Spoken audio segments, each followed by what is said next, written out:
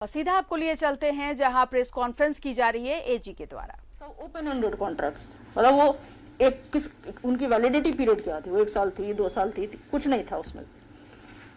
तो वो open ended contracts थे और उनमें किसी भी किस्म का कोई मॉनिटरिंग प्रोविजन या कोई पिनल प्रोविजन ये सब नहीं था। इसके चलते एक जो माहौल था वो ये था कि भाई छूट है और कंसल्टेंट्स ने अपनी जो बेसिक रिस्पॉन्सिबिलिटीज थी, जैसे कि प्रिलिमिनरी रिपोर्ट बनाना या सॉइल एनालिसिस ठीक से करना, हाइड्रोलॉजिकल एनालिसिस ठीक से करना, वो सब से उन्होंने छुट्टी पा ली। और इसका डायरेक्ट नतीजा जो हमने देखा कि ये जो सारे देखिए ब्रिज जो है वो एक भारी भरकम कॉम्प्लेक्स स्ट्रक्चर है, तो उसको बनाने से पहले कई तरह के एनालिसिस करने होते हैं। सॉइल एनालिसिस होता है, हाइड्रोलॉजिकल एनालिसिस होता है, ट्रैफिक एनालिसिस होता है। तो ये सारे काम यदि ठीक से नहीं होंगे तो ब्रिज फिर साउंड स्टेबल नहीं होगा, उसका फिर डैमेज होने का खतरा है या टूटने का खतरा है, जैसा कि हमने अनेक उदाहरण इस रिपोर्ट में दिए हैं। तो 5 मिनट में उस पर ड्वेल करूंगी कैसे। देखिए जो सॉइल एनालिसिस जो होता है उसके लिए बोरहोल जमीन में गाड़े जाते हैं, मिट्टी निकाली जाती है ये देखने के लिए कि मिट्टी कैसी है, क्योंकि आफ्टर ऑल ब्रिज का जो स्ट्रक्चर है उसको मिट्टी से नीचे रॉक से सपोर्ट होना है। तो मिट्टी का एनालिसिस किया जाता है, सॉइल एनालिसिस। और डिपेंडिंग ऑन कि वो मिट्टी रेतीली है, उसमें लोड बेयरिंग कैपेसिटी है, हार्ड रॉक कहाँ है, ये सब चीज़ें तय करके तब फिर ये तय होता है कि ब्रिज का फाउंडेशन किस तरह का होगा, ओपन होगा, डीप होगा, कितनी गहराई होगी।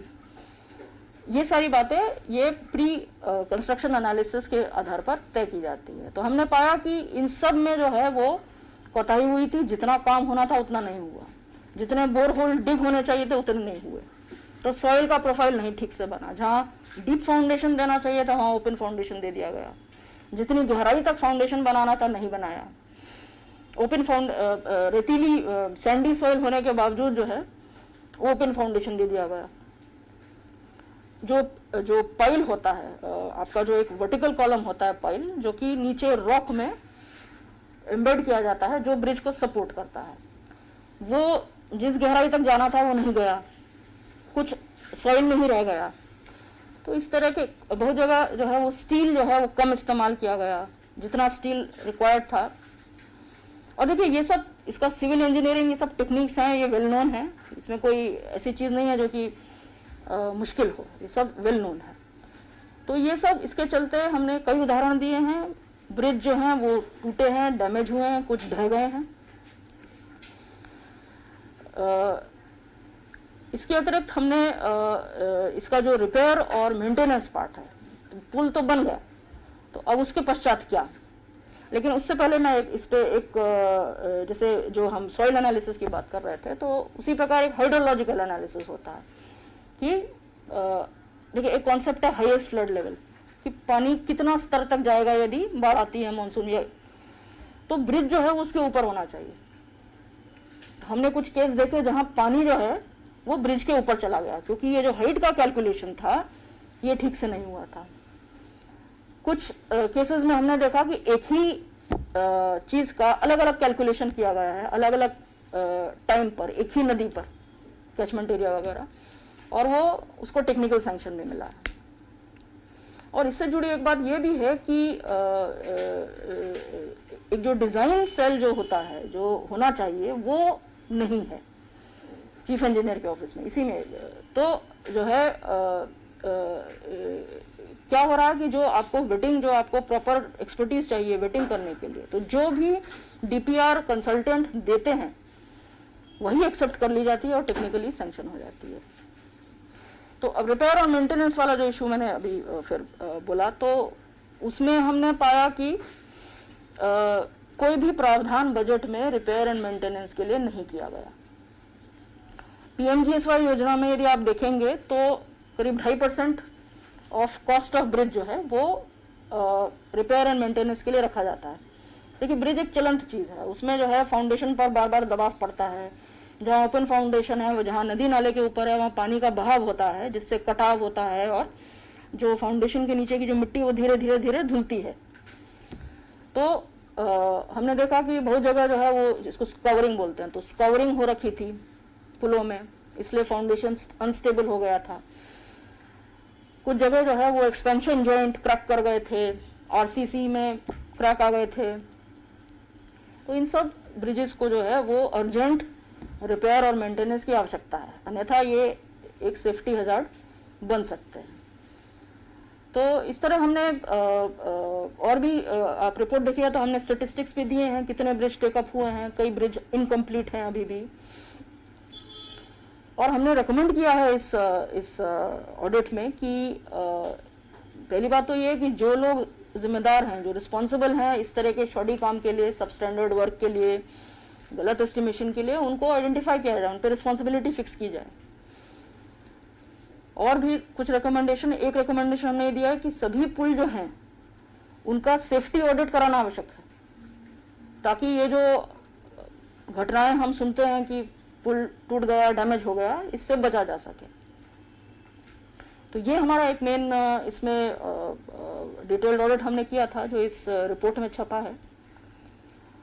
इसके अतिरिक्त मैं आपको बताऊंगी दो हमारे फ्रॉड से संबंधित, फ्रॉडुलेंट पेमेंट से संबंधित हमारे ड्राफ्ट पैराग्राफ हैं।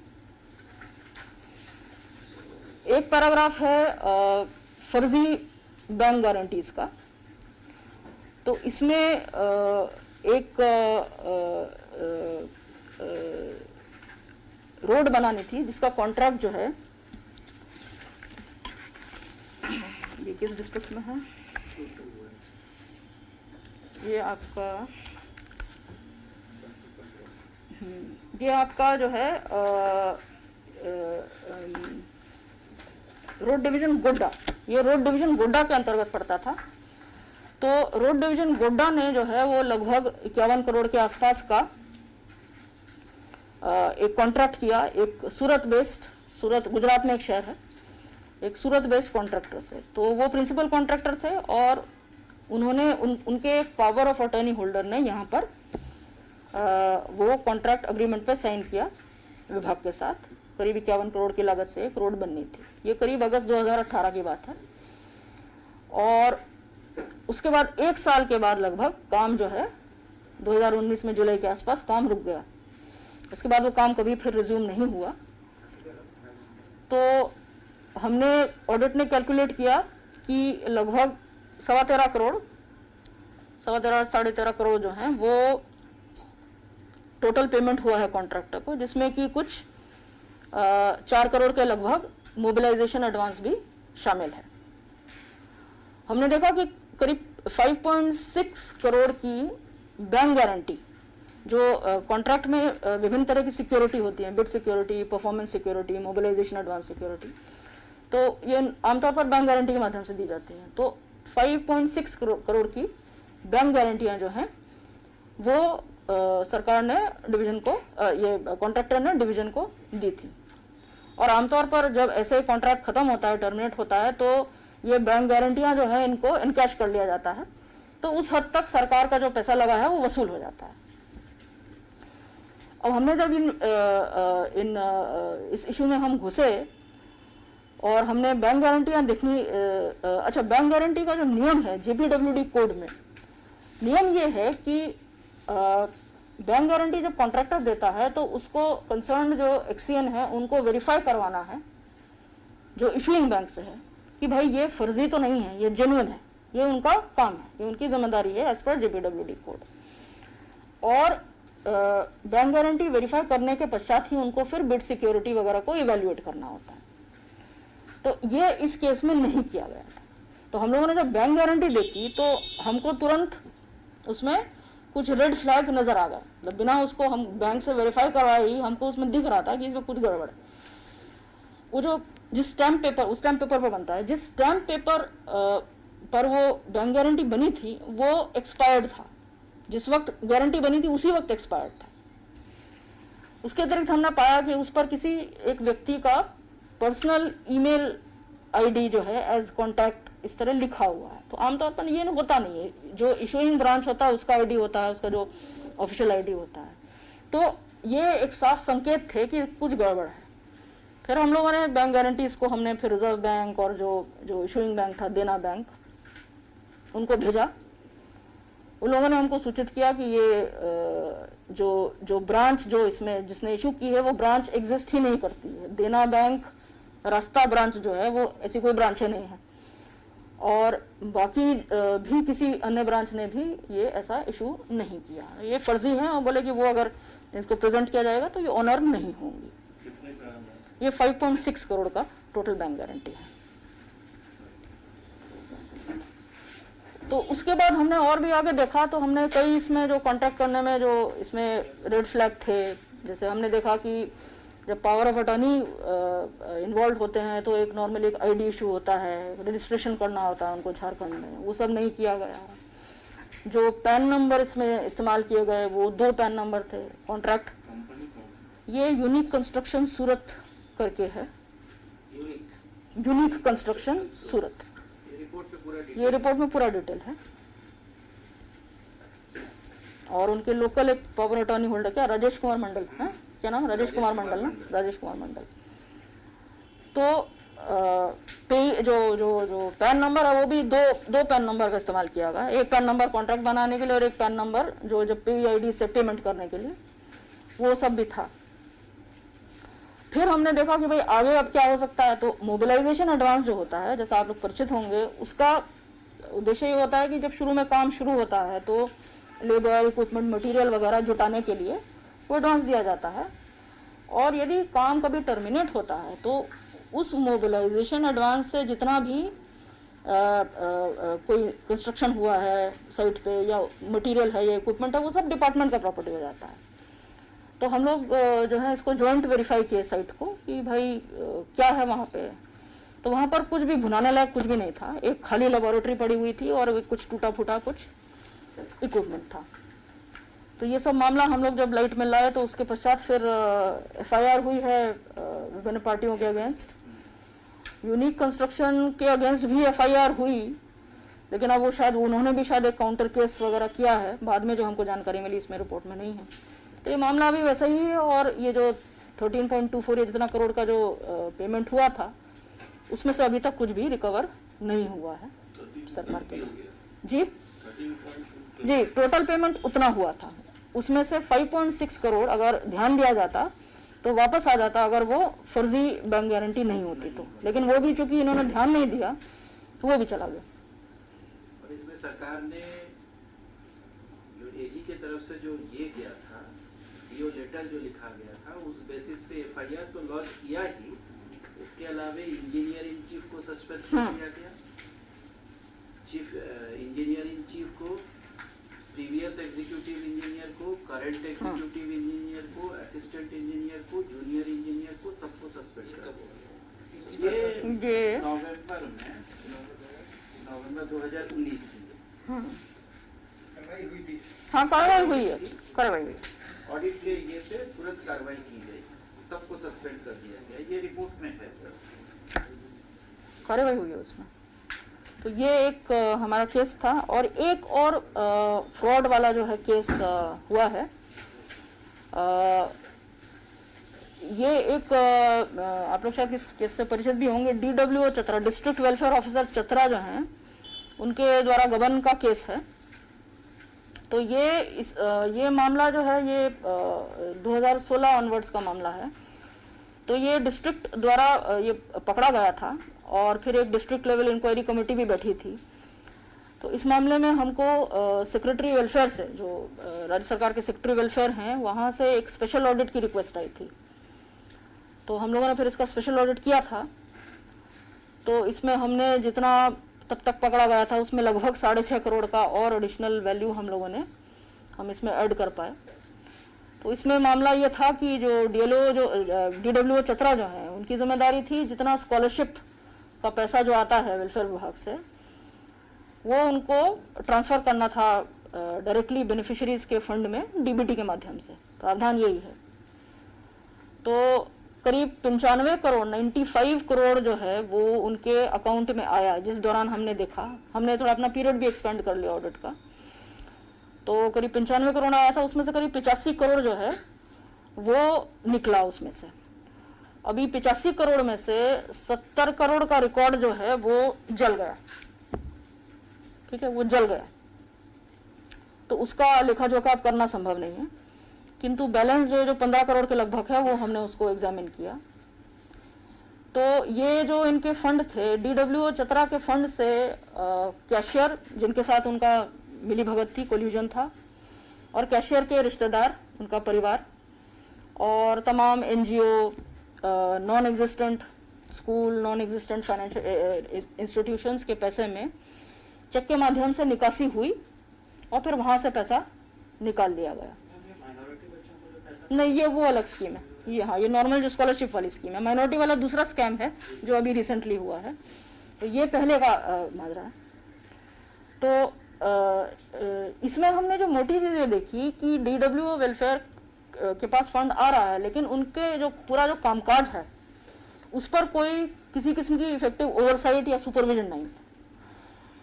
अब ये पैसा जो है डीबीटी से डायरेक्ट बेनिफिशियरी के अकाउंट में जाना था, किंतु यहाँ पर डायरेक्ट चेक की निकासी से चेक के माध्यम से निकासी हो रही है।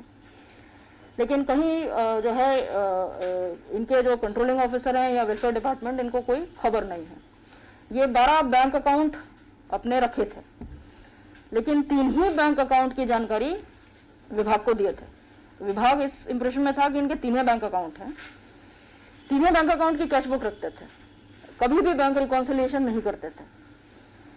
और ये जो अन्य जो 9 बैंक अकाउंट हैं, इनके बारे में किसी को जानकारी नहीं थी। हमने कोशिश की कि जो प्रिस्क्राइब्ड जो रिपोर्ट रिटर्न इनको भेजने होते हैं, देखिए मॉनिटरिंग का माध्यम क्या होता है कि जो फील्ड फॉर्मेशन होता है, सबऑर्डिनेट होता है, उसको रिपोर्ट रिटर्न भेजना होता है कि भाई हमने ये काम किया, ये किया। तो जो भी प्रिस्क्राइब्ड रिपोर्ट एंड रिटर्न थे वो इन्होंने कुछ नहीं भेजे। हमने मांगे, उन्होंने हमको नहीं मिले। तो इससे तो हमको यही लगा कि ऐसा कोई रिपोर्ट रिटर्न वास्तव में जा ही नहीं रहा है। उसी प्रकार ये विभाग को बताते रहे कि हम जो है खर्चा कर रहे हैं, ये जो पैसा जो निकासी कर ली गई फ्रॉडुलेंट तरीके से, बोलते रहे कि हम खर्चा कर रहे हैं। तो विभाग की तरफ से भी कभी ये चेक नहीं किया गया कि ये पैसा वास्तव में खर्च हो रहा है और वास्तव में बेनिफिशियरी के अकाउंट में जा रहा है कि नहीं जा रहा है। तो इस तरह करीब 15 करोड़ जो है निकासी हुई। और हमने देखा कि फिर जो पैसा कैशियर के अकाउंट में गया था वो घूम के फिर और लोग मतलब दूसरे लोगों के अकाउंट में गया था, वो घूम के फिर कैशियर के अकाउंट में भी आया, यानी सबकी मिली भगत थी। इसमें भी कार्रवाई हो चुकी है। जो जो जो कैशियर और हेड क्लार्क थे वो तो पहले ही डिसमिस हो गए थे, और डीडब्ल्यू जो हैं, दोनों डीडब्ल्यू जो पहले थे और बाद में भी अच्छा, इसमें एक इंटरेस्टिंग बात और थी कि हमने जब ये ऑडिट किया तो हमने फिर पॉइंट आउट किया, और इनफैक्ट जब डिस्ट्रिक्ट लेवल इंक्वायरी कमेटी बैठी थी हमारे तक आने से पहले, उसने भी बोला कि देखिए 27 बैंक अकाउंट हैं जिसमें कि इस तरह के फ्रॉडुलेंट पेमेंट हुए हैं, तो आप इन अकाउंट्स को फ्रीज कीजिए ताकि उनसे अब निकासी ना हो पाए। तो हमने पाया कि डीडीसी द्वारा रिक्वेस्ट की गई और अंततः ये जो 27 अकाउंट है इसमें से सिर्फ 7 ही अकाउंट फ्रीज हुए, बाकी जो 20 अकाउंट हैं वो तभी चालू रहे। और इनफैक्ट उन अकाउंट, ये सारा मामला उजागर होने के पश्चात भी उन अकाउंटों से फिर पैसे की निकासी, फ्रॉडुलेंट निकासी हुई। इसी तरह हम लोग जब पिक्चर में आए और हमने भी पॉइंट आउट किया कि आपके कुछ फिक्स डिपॉजिट पड़े हुए हैं, जब फ्रॉडुलेंट अकाउंट्स हैं, तो आप इनको भी फ्रीज कीजिए। लेकिन उसमें भी वो अकाउंटों से बाद में हमारे पॉइंट आउट करने के बाद भी निकासी हुई है। तो इसमें हमने रिपोर्ट में लिखा है कि ये किस प्रकार हुआ। जब बात रोशनी में आ गई थी तो उसके बावजूद भी अकाउंट सारे फ्रीज नहीं हुए, इसको थोड़ा विभाग द्वारा देखने की आवश्यकता है। तो ये आपके हो गए 2 फ्रॉड वाले पैरा। और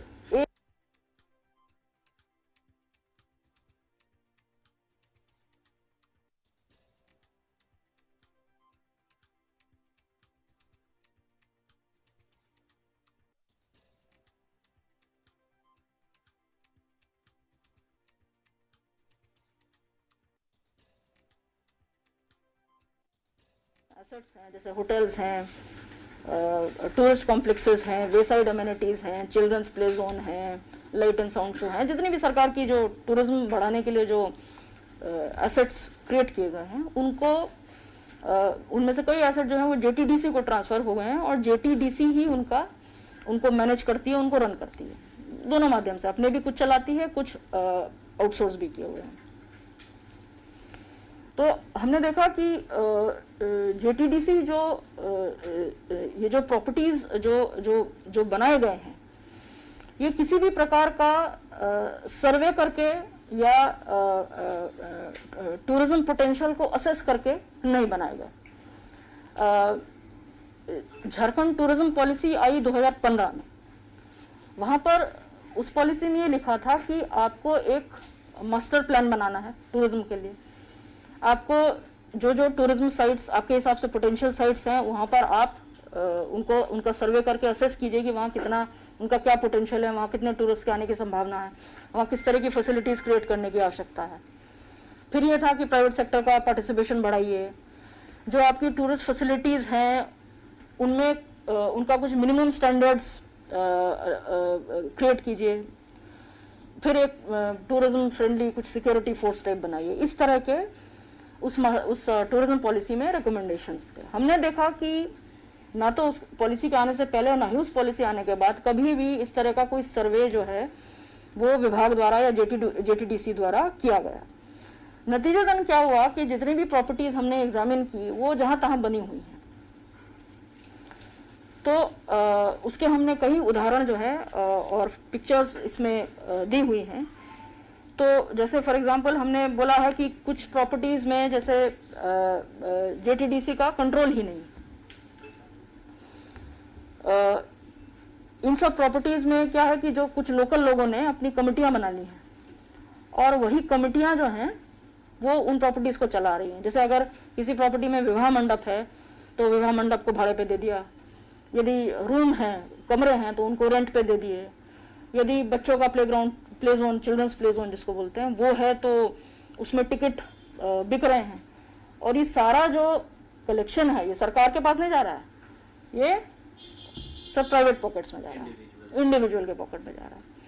तो यानी सरकारी प्रॉपर्टी को जो है वो इंडिविजुअल्स जो हैं उससे रेवेन्यू कमा रहे हैं। कितने लागत से बनाई गई थी ये? देखिए ये कई सारी प्रॉपर्टीज हैं, तो अगर आप देखेंगे तो आपको ये हर एक इसमें हमने अलग अलग कई प्रॉपर्टी हैं। 1 करोड़ 2 करोड़ जिक्र है वो करीब 40 करोड़। नहीं, वो दूसरा है। ये मैं आपको बता देती हूँ जो हमने उदाहरण दिए हैं।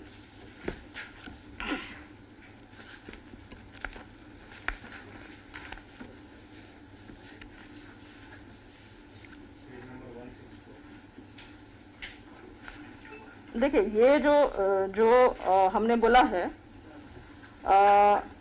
लैक ऑफ कंट्रोल जो हमने बोला है वो हमने टूरिस्ट कॉम्प्लेक्स मालूटी और टूरिस्ट कॉम्प्लेक्स बैरिडी में बारे में बोला है, जो कि 1.11 करोड़ के खर्चे से बना। उसी प्रकार हमने मल्टीपर्पज भवन पथरोल देवघर में है और छतरपुर पलामू, ये 2 मल्टीपर्पज भवन 91 लाख की कीमत पे बने। उसी प्रकार वे साइड अमेनिटीज टाटी झरिया हजारीबाग और चिल्ड्रंस प्ले जोन सिद्धिगोड़ा।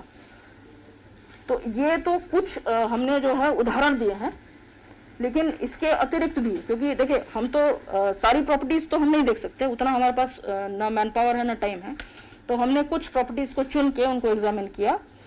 तो ये जो हमने केसेस बताए हैं ये इनका ये है।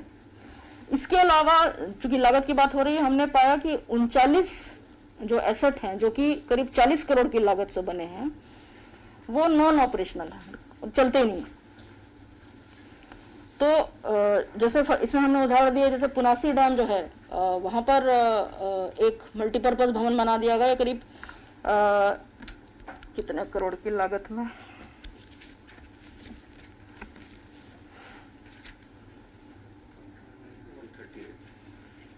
जैसे पुनासी डैम का जो है वो 1.9 करोड़ की लागत में बना है। अब ये जो मल्टीपर्पज भवन है, जो बात हो रही थी कि जहां तहां देखे बगैर, तो ये डैम के करीब 1-1.5 किलोमीटर दूरी पर ये भवन सिचुएटेड है। वहां से डैम का कोई व्यू नहीं है, डैम और भवन के बीच में आने जाने का कोई तरीका नहीं है, कोई ट्रांसपोर्ट व्यवस्था नहीं है, उस एरिया में बिजली नहीं है, पूरा एरिया जो है अंधकार में, तो ऐसे में कौन रहेगा। उसी प्रकार हमने ये मल्टीपर्पज भवन बुढ़ई जो मंदिर है जहाँ पर देवघर के पास, वहाँ जो है ये बना दिया गया, वो भी आइडल पड़ा है, उसकी सब जगह क्रैक आ गए हैं, खिड़कियाँ टूटी हुई हैं, हैंडपंप टॉयलेट काम नहीं करते, कोई वॉचमैन नहीं है, और ये आपका 51 लाख का बना था 2015 में। ये सारे डिटेल रिपोर्ट के अंदर हैं, आपको मिल जाएंगे।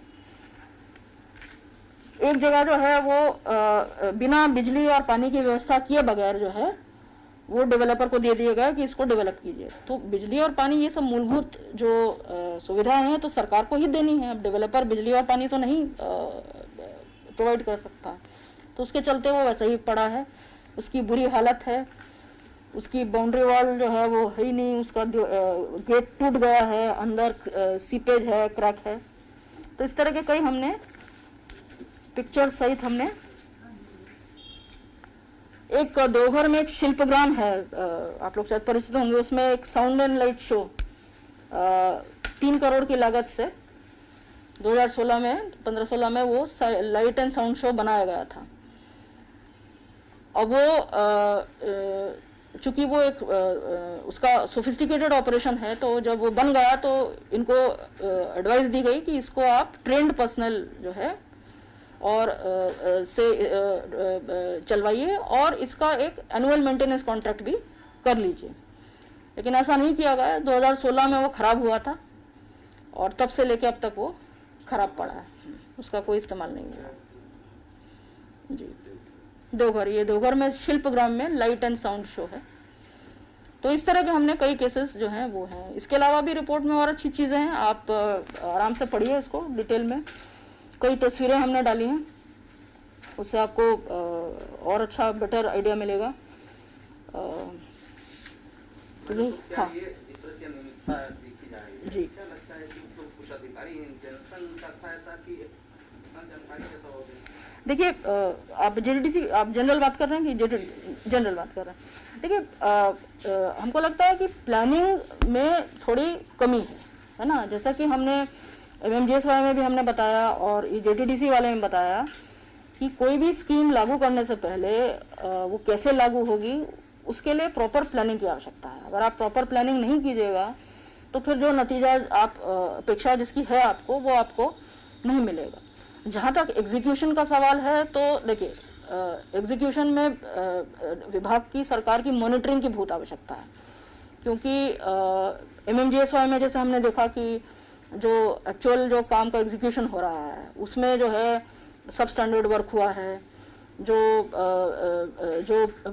कंस्ट्रक्शन करने से पहले जो कार्य करने थे उनमें वो पर्याप्त नहीं हुए हैं। तो प्लानिंग और मॉनिटरिंग बहुत आवश्यकता है। प्लानिंग से ये इंश्योर होगा कि आप जो नतीजे आप जिनकी आप अपेक्षा कर रहे हैं आप उस ओर बढ़ेंगे। और मॉनिटरिंग किसी भी स्कीम के इम्प्लीमेंटेशन में मॉनिटरिंग बहुत इंपॉर्टेंट रोल प्ले करती है, और विशेषकर जहाँ सिविल वर्क्स वगैरह इन्वॉल्व हैं तो वो बहुत इम्पोर्टेंट है। तो ये तो कहना संभव नहीं है कि भाई हर जगह गड़बड़ी इसलिए हुई है क्योंकि किसी का कोई इरादा था। हाँ, कुछ ऐसे केसेस हमने हाईलाइट किए हैं, लेकिन अगर प्लानिंग और एग्जीक्यूशन की मॉनिटरिंग पर थोड़ा और ध्यान दिया जाए तो स्थिति सुधर सकती है। जो रोड वाले सेक्शन में है जी, जो है कि जो 42 जो टेस्ट आपने ब्रिज रैंडमली टेस्ट किए उसमें से 8 bridges constructed at the cost of 52 crore जी फुली या पार्शली डैमेज हो जी गए। जी जी सर इसका नाम इसका टाइमलाइन है, कितने दिन चलेगी? देखिए ये इंडिविजुअल ब्रिज जो है ये सबका स्टोरी इसमें है, तो वो आप उसमें पढ़ सकते हैं कि कब बना कब ढहा। लेकिन देखिए ब्रिज का तो लाइफ टाइम बहुत लंबा होता है ना, 20 साल तो ब्रिज को चलना ही है ना, तो ये तो बहुत जल्दी ढहेगा। उसके मेंटेनेंस का कोई प्रावधान नहीं है। जैसा मैंने बताया PMGSY में जो है वो करीब 2.4% ऑफ कॉस्ट ऑफ ब्रिज उसका प्रावधान रहता है ब्रिज के मेंटेनेंस के लिए। यहाँ पर कोई प्रावधान नहीं किया गया जी। बना ही गवर्नमेंट तो चलेगा, इसलिए आपने सेफ्टी ऑडिट के लिए रेकमेंड किया? जी जी जी हमने जी जी क्योंकि देखिए, हम जैसा मैंने बोला, हम तो टेस्ट ऑडिट कर सकते हैं। हमने कुछ ब्रिजेस सैंपल किए और उन ब्रिजेस के बेसिस पर हमने एक रिपोर्ट बनाई, लेकिन जितने भी अन्य पुल हैं ये हमारी उम्मीद है कि सरकार विभाग जो है वो सभी पुलों को अब अपने स्तर पर एग्जामिन करवाएगा और उनमें यदि कोई सेफ्टी हैजार्ड है तो कोई हादसा होने से पहले उनको जो है वो जो भी आवश्यक रिपेयर एंड मेंटेनेंस है। ये सब 1419 के बीच का है। जी, 14 से 19 का हम लोगों ने जांच किया। किया। कुछ पुल 14 से 19 के पहले भी बना था, जो कि सब्सिक्वेंटली 14 से 19 में गिरा। जो भी हमने जांचे हैं वो 14 से 19 के बीच में या तो शुरू हो चुके थे या शुरू हुए, मतलब उनमें कंस्ट्रक्शन हुआ। और मैम ये ओवरऑल जो डिपार्टमेंट्स हैं जिसको आप लोगों ने टच किया, सबसे करप्ट डिपार्टमेंट क्या है? देखिए सर, ऐसा कोई बेंचमार्क नहीं है जिसके आधार पर ये तय हो सके। अब मैं ये आपसे प्रश्न पूछूं तो क्या बताइएगा? देखिए, जैसा मैंने बोला ना कि अगर प्लानिंग और थोड़ा सा मॉनिटरिंग थोड़ा कड़ी की जाए तो जरूर फायदा होगा। सवाल मैम ये है कि मॉनिटर को कौन? जी, मैंने मॉनिटर तो इस ये बात है ना, एक आप जैसा एक बताएं जैसे कि यहाँ क्या होता है जी। जैसा आप बताएंगे डिपार्टमेंट है। कि 1-1 किलोमीटर पे पुल बन रहा है या शहरी क्षेत्र में, सब अनजाने में तो नहीं बन रहा है, आप भी समझ रहे हैं। ये रोड क्वालिटी मॉनिटर्स रखते हैं ये लोग, जी। रिटायर्ड इंजीनियर होते हैं, इनके भी, जी, और दिल्ली से भी आते हैं। जी। हम जानते हैं कुछ क्वालिटी वो PMGSY में है। State quality monitor, NQM, national हाँ। क्वालिटी मॉनिटर, ये तो आपका है ही, लेकिन इसमें इस तरह का मॉनिटरिंग देखिए, हमने इसमें लिखा भी है कि ये MMGSY जो स्कीम है इसका कोई भी ऑपरेशनल गाइडलाइन नहीं बनाया गया। कोई भी इस तरह की स्कीम बनती है उसमें हमेशा एक ऑपरेशनल गाइडलाइन होता है कि कैसे कैसे बनेगा, कौन मॉनिटर करेगा, किस किस पीरियड पे मॉनिटरिंग होगी, किसकी क्या रिस्पॉन्सिबिलिटी है। तो इस तरह का कोई भी ऑपरेशनल गाइडलाइन बनाया, खाली समय समय पर कुछ सर्कुलर या आदेश इशू हो जाते थे। लेकिन मैडम आप तो बोले कि पहले से ही गड़बड़ है, अगर उसका बस डिजाइन सेल ही नहीं है तो जो कंस्ट्रक्शन बोले तो मानना पड़ेगा। जी, देखिए, डिजाइन सेल नहीं है, क्योंकि डिजाइन सेल अगर होता तो वो जो DPR बनाया गया कंसल्टेंट द्वारा उसको वेट करने की स्थिति में होता। तो ये एक डिफिशिएंसी है। इससे अगर इसको वहाँ पे एक रखा जाए, डिजाइन सेल बनाया जाए और प्रॉपर वेटिंग हो DPR की, तो संभावना है कि जो DPR में हमने जो प्रॉब्लम्स देखी वो नहीं होंगी और जो काम में जो काम का जो एग्जीक्यूशन है उसमें भी इम्प्रूवमेंट होगा। मैम ये 2019 के बाद का आप लोगों ने कोई टेस्ट नहीं किया? पैंडेमिक का कोई है? अभी नहीं, अभी तो जी, अभी तो पैंडेमिक के चलते तो देखिए पिछले साल हम लोग भी, जैसे सभी लोग जो है वो महामारी के चलते सभी दफ्तर बंद थे। हमारा भी दफ्तर जो है वो काफ़ी टाइम तक, और फील्ड ऑडिट भी कुछ समय के लिए बंद था। तो अब जो है वो अब हम कोशिश कर रहे हैं, तो अब स्थिति जैसे जैसे सामान्य होती जाएगी तो हम नॉर्मल लेवल पर हम ऑडिट कर पाएंगे, तब फिर आपको जल्दी जल्दी रिपोर्ट मिलेंगी। और वो हेल्थ आपको अच्छा मिलेगा? नहीं हो रहा है इस बार, जब तक से बताया इसके बाद ही कि तो सब हेल्थ का असल में रिपोर्ट जानने में मजा आएगा। जी, अब देखिए, अब तो मतलब अब सामान्य जब ऑडिट हो जाएगा तब फिर